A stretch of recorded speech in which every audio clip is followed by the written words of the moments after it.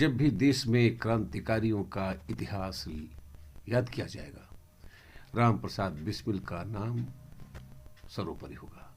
आपसे बता दें, कल 19 दिसंबर को राम प्रसाद बिस्मिल, ठाकुर रोशन सिंह, अशफाक उल्ला खां को फांसी दी गई और 17 दिसंबर को राजेंद्र लाहिड़ी को।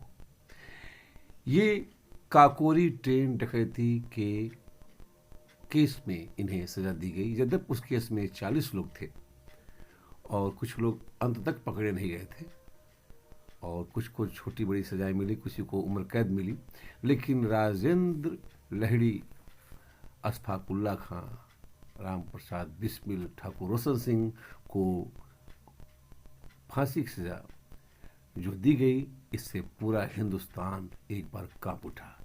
हम आपको लेकर चल रहे हैं राम प्रसाद बिस्मिल के इस शहादत पर, राम प्रसाद बिस्मिल की डायरी में अंकित कुछ तथ्यों के ऊपर। सबसे पहले हम आपको बता दें कि राम प्रसाद बिस्मिल जी का जन्म 11 जून को 1897 ईस्वी में हुआ था और फांसी इनको हुई थी 19 दिसंबर 1927 को। पिता का नाम मुरलीधर था और माता का नाम मूलमती। आपसे बता दें कि राम प्रसाद बिस्मिल के इस वाक्य पर ध्यान दीजिएगा जो उनकी डायरी में लिखा हुआ है।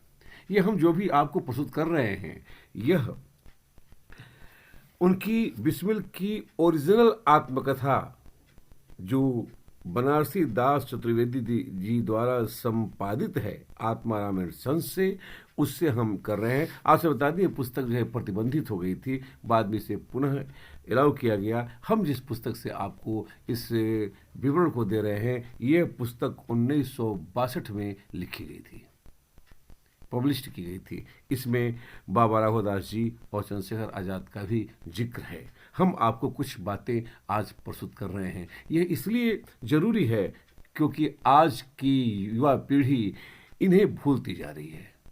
हमने देखा है, तमाम लोगों से पूछा कि बिस्मिल कौन थे, तो बहुत तकलीफ हुई जब ये पता चला कि कुछ लोग बस इतना जानते हैं कि वह क्रांतिकारी थे और बाकी कुछ लोग तो जानते ही नहीं थे, अर्थात लोग भूलते जा रहे हैं। तो हम आपको बिस्मिल के उस प्रसंग को पढ़ने के पहले एक छोटा सा ब्रेक लेंगे, कुछ ही सेकंड के लिए। आप कृपया हमारे साथ बने रहिएगा। धन्यवाद।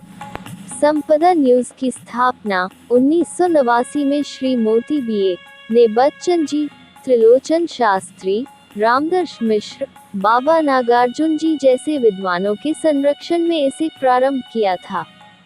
आप हमारे वेबसाइट पर संपर्क करके पूर्वांचल के ऐतिहासिक और साहित्यिक धरोहरों के इतिहास को प्राप्त कर सकते हैं। हमारे वेबसाइट से जुड़े www.sampadanews24.blogspot.com। Welcome back. हम आपको अब ले चल रहे हैं बिस्मिल जी की डायरी से उस अंतिम हिस्से पर, जब उनको पता चल गया कि मुझे फांसी लगने वाली है, तो 16 दिसंबर को क्या लिखते हैं। आज 16 दिसंबर 1927 ईस्वी को निम्नलिखित पंक्तियों का उल्लेख कर रहा हूं, जबकि 19 दिसंबर 1927 ईस्वी दिन सोमवार, पौष कृष्ण पक्ष 11 संवत 1984 विक्रमी को 6:30 बजे प्रातःकाल इस शरीर को फांसी पर लटका देने की तिथि निश्चित हुई है। अतएव नियत समय पर यह लीला स्मरण करनी ही होगी। और 19 दिसंबर को वंदे मातरम और भारत माता की जय कहते हुए वे फांसी के तख्ते के निकट गए और चलते समय यह कह रहे थे, मालिक तेरी रजा रहे, तू ही तू रहे, बाकी न मैं रहूं न मेरी आरजू रहे, जब तक तन में जान रगों में लहू रहे, तेरा ही जिक्र या तेरी ही जुस्तजू रहे। उसके पश्चात उन्होंने कहा, I wish the downfall of the British empire, अर्थात मैं ब्रिटिश साम्राज्य का विनाश चाहता हूँ। फिर तख्ते पर चढ़े और वेद मंत्रों का पाठ करते हुए, मंत्रों का जाप करते हुए फंदे से झूल गए। आपसे बिस्मिल का जन्म 1897 में हुआ और सन 1927 में वह शहीद हुए। यानी कुल जमा उन्होंने 30 वर्ष की उम्र पाई, जिसमें 11 वर्ष क्रांतिकारी जीवन में व्यतीत हुए।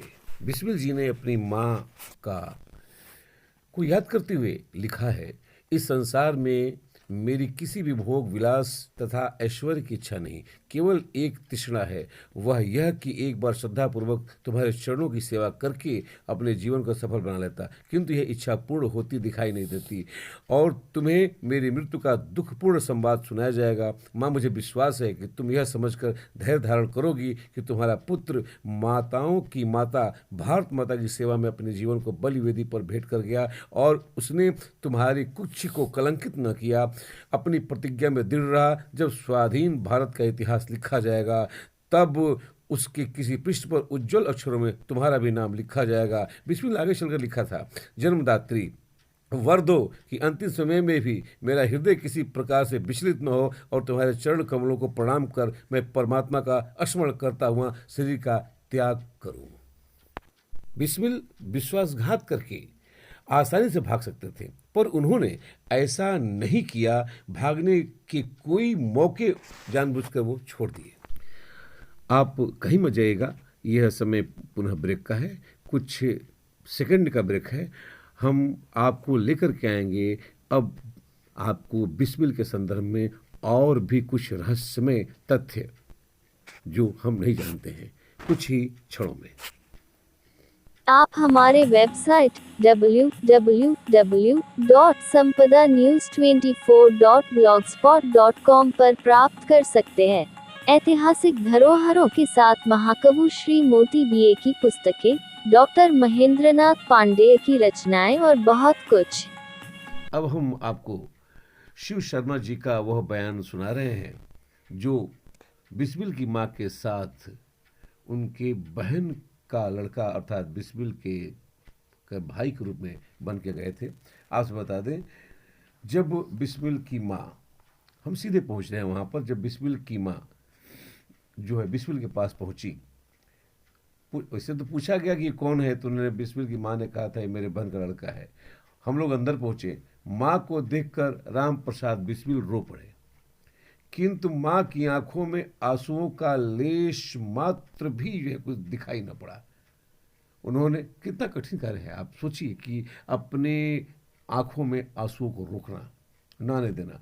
माँ को देखकर चूंकि राम प्रसाद बिस्मिल रो पड़े, किंतु माँ की आंखों में आंसुओं का लेश भी नहीं था। उन्होंने ऊंचे स्वर में कहा, मैं तो समझती थी कि मेरा बेटा बहादुर है, जिसके नाम से अंग्रेजी सरकार भी कांपती है। मुझे नहीं पता था कि यह मौत से डरता है। तुम्हें यदि रोकर ही मरना था तो व्यर्थ यह इस काम में आ गया है।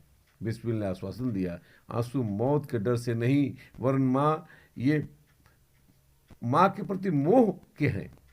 मौत से मैं नहीं डरता। माँ, तुम विश्वास करो। माँ ने मेरा हाथ पकड़कर आगे कर दिया, यह तुम्हारे आदमी हैं, पार्टी के बारे में जो चाहो इनसे कह सकते हो। उस समय माँ का स्वरूप देखकर जेल के अधिकारी तक कहने को बाध्य हुए कि बहादुर माँ का बेटा ही बहादुर हो सकता है। ये आपको हम प्रसंग बताए, माँ ये शिव शर्मा जी ने जो लिखा है। और आपसे और बता दें एक छोटी सी बात कि यद्यपि बनारसी दास और इंद्रभूषण मुखबिर बन गए थे, फिर भी पुलिस को काफी झूठी गवाहियां और सबूत एकत्रित करने पड़े थे। यदि इस्तगासे की तरफ से पंडित जगत नारायण मुल्ला जी थे, आप बता दें जगत नारायण मुल्ला जी बिस्मिल के खिलाफ वकालत कर रहे थे। जो हमारी तरफ से एक डिफेंस कमेटी थी, जिसमें पंडित मोतीलाल नेहरू, बाबू शिव प्रसाद गुप्त, श्री गणेश शंकर विद्यार्थी और जवाहरलाल नेहरू, बाबू ओम प्रकाश, बाबू श्री प्रकाश आदि किसी न किसी रूप से संयुक्त थे। और हमारे वकीलों में पंडित गोविंद बल्लभ पंत, चंद्रभान गुप्त, मोहनलाल सक्सेना, साथ ही कलकत्ता के प्रसिद्ध बैरिस्टर बीके चौधरी थे। इसलिए पुलिस को भरोसा नहीं था अपने मुखबिरों और झूठी गवाहियों के बाद भी कि वो सजा दिलवा पाएंगे। और इस केस में अंग्रेज जज हैमिल्टन बहुत ही सख्त आदमी था। उसकी शोहरत यह थी कि वह जहां गुंजाइश रहती थी वहां फांसी जरूर देता था। बड़ी सजाओं की तो बात ही नहीं है, इसलिए एकाएक पुलिस वालों ने वार्ता चलानी बंद कर दी थी। फिलहाल अगली बार हम पुनः आपको लेकर के इस संदर्भ में दूसरी कड़ी लेकर के आएंगे।